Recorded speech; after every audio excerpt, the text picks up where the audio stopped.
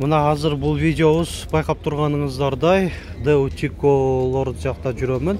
Биринчи жарым Deo Tico'лор, экинчи жарымын Deo Labo'лор, ошолор менен кошумча Damas'тар чыгып калса, ошолорду да тартабыз.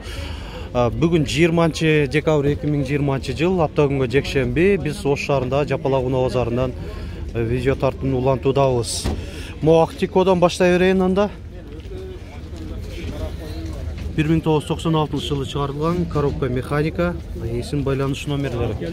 Айтылыш баасы 130 000 сом деп атат.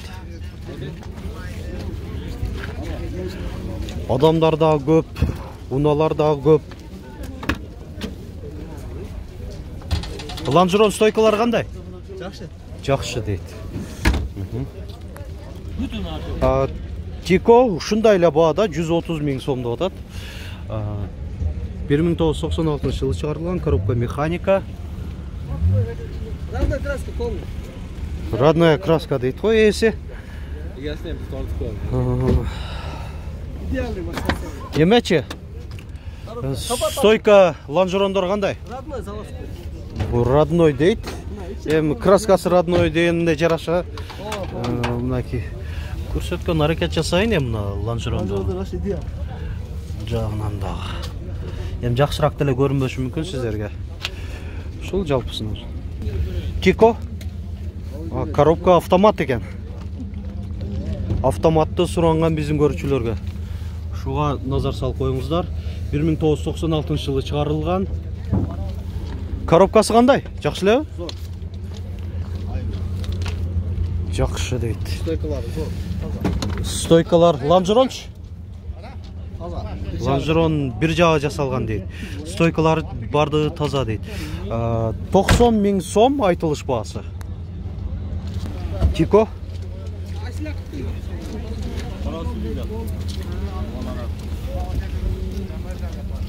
1995 жылы чыгарылган. Коробка автомат окшойт. Баасы 120 000 сом. Автомат экен.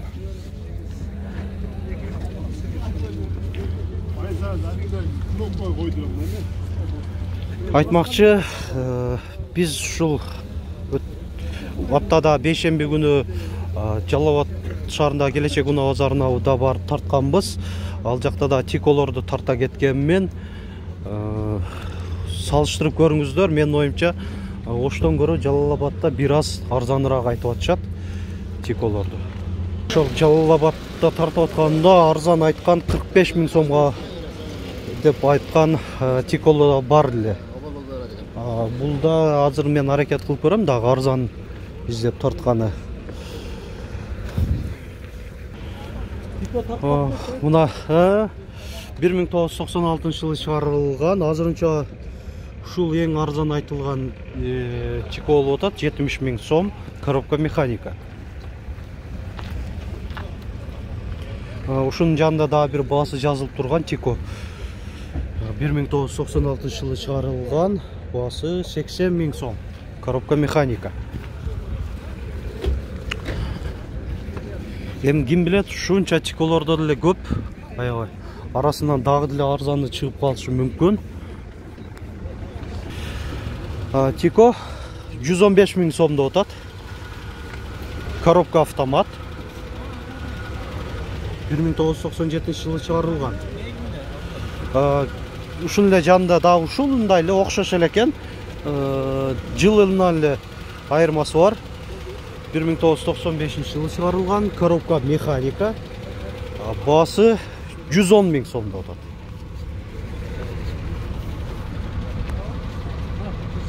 Мына Tico. Буга дагы кардарлар келип текшерип көрүп атышат. 1996 жылы чыгарылган. Эсин байланыш номери. Айтылыш баасы 120 000 деп атаса. Лонжерон стойкалар кандай? Таптаза дейт. Коробка механика экен.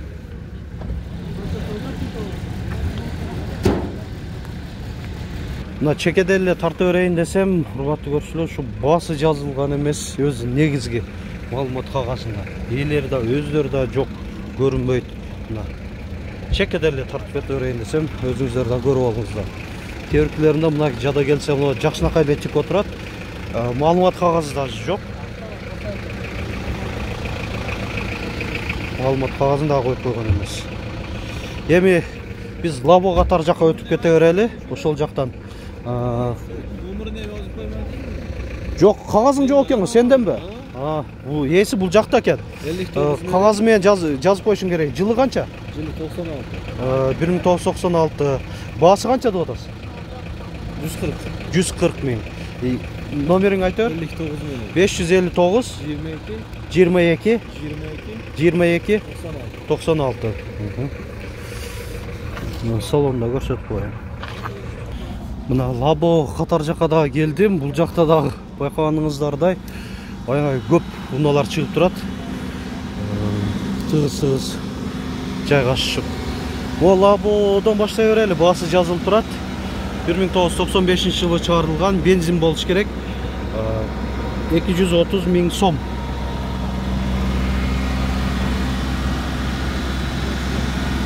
Ушунун жанында ДАМАЗ 2 2004 жылы чыгарылган, 180 миң сом.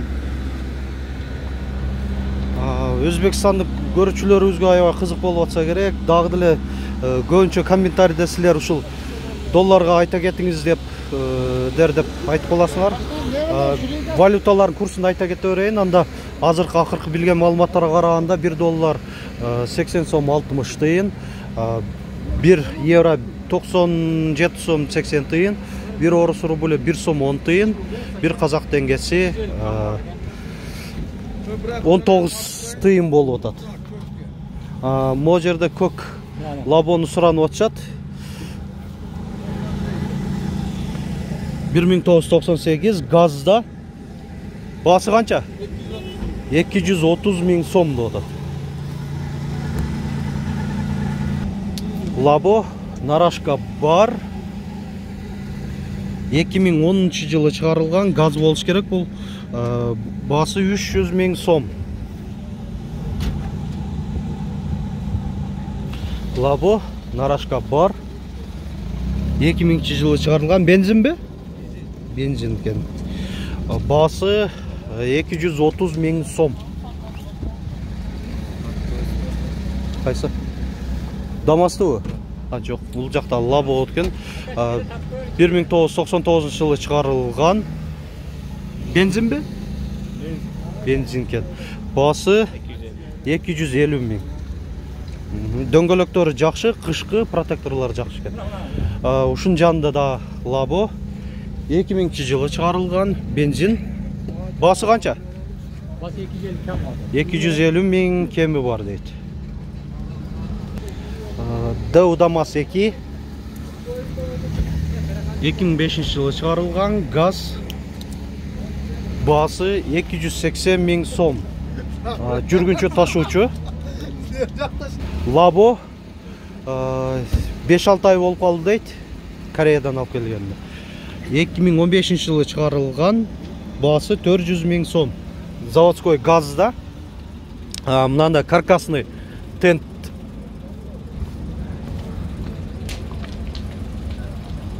Дөңгөлөктөрү дагы, протекторлору жакшы, жайкы. Мынаки аябай көп, Лаболор да көп. Өзү негизи бүгүн унаа базарында көп унаалар чыгыптыр. Бул жерде өзгөчө кичине унаа турат. Suzuki деген. Шу Лабого окшошуп кеткен. 2003 жылы чыгарылган. Баасы 280 миң сом. Suzuki. Нарашка бар. Уна жаук, мындан алып көрсөтөйлү. Оң руль экен. Кондиционер бар. ДАМАЗ 1 1995 жылы чыгарылган, жүргүнчү ташуучу. Баасы 120 миң сом. Мына жаңы эле келген Лабо 1 аптадан өтүп калыптыр. Заводской каркасный тентте, мында раздвижной тентте, муну жакшы ачып койгон экен. Сиздерге көрсөтүп коеюн, раздвижной тент дегенде, муну тартылат. могу жерге чейин жыйылып компактный болуп калат. Габариттүү жүктөрдү кайтара эле бийик жүктөрдү жүктөп кете берсеңер дагы болот. Мынанда крытый багажниги дагы бар экен. Кабинанын үстүндө.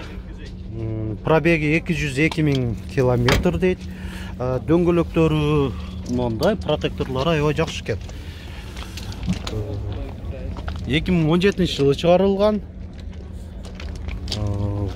Өзүн родная краска деп жазылып турат бардыгы тең. Баасы 430.000 сом деп атат.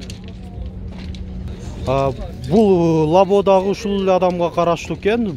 Бул дагы ошол эле чогуу эле келгенби? 1 аптадай болду. 1 аптадай эле болду дейт буга да. Бул да каркасный тентте, крытый багажник. 2015 жылынан эле айырмасы бар экен. Бунда родная краска деп турат. Дөңгөлөктөрү булку да жакшы, протекторлору жакшы. 410.000 сом. Жана дагы 3-чү унасы ушул адамга караштуу. Бул да 2015. Бул да баасы 410.000, 410.000 сом деп атат. Лабо канча болду келгенде? 1 ай болду. 1 айды болду дейт келгенде. Баасы канча деп атасыз? 400.000 сом. 2017-жылы чыгарылган, эсинин байланыш номери. Заводской газда.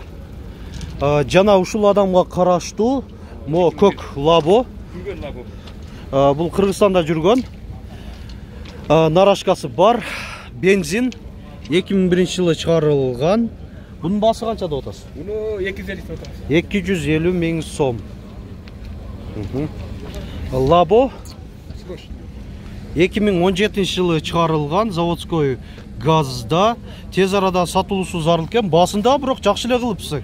355.000 сом деп атат. Дагы да кем болобу таксыр?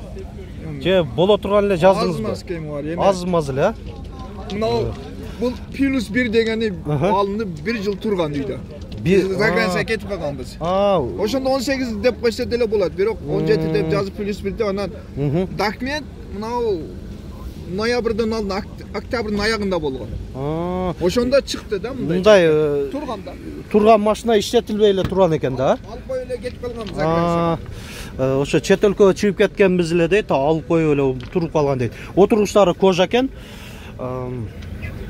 Басында жакшы эле айтты. Кызыккандар ушул жогоруда көрсөткөн номерге чалыңыздар. Эсинен толук маалыматты өзүнөн сурап аласыздар. Лабо канча болду келгенде? 1 айдан өтүп калды. 1 айдан өтүп калды дейт. 2015-жылы чыгарылган газ. Баасы канча?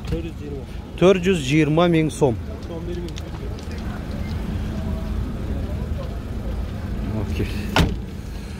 Жакшы. Мындай эми ушун менен видеобузду жыйынтыктайбыз. Класс басып комментарий калтырганды унутпаңыздар. Комментарийде сөздөрүңүздөр жок болсо, ошол кайсыл шаардан көрүп атканыңыздарды деле белгилеп койсоңуздар боло берет. Машина Кеч каналы.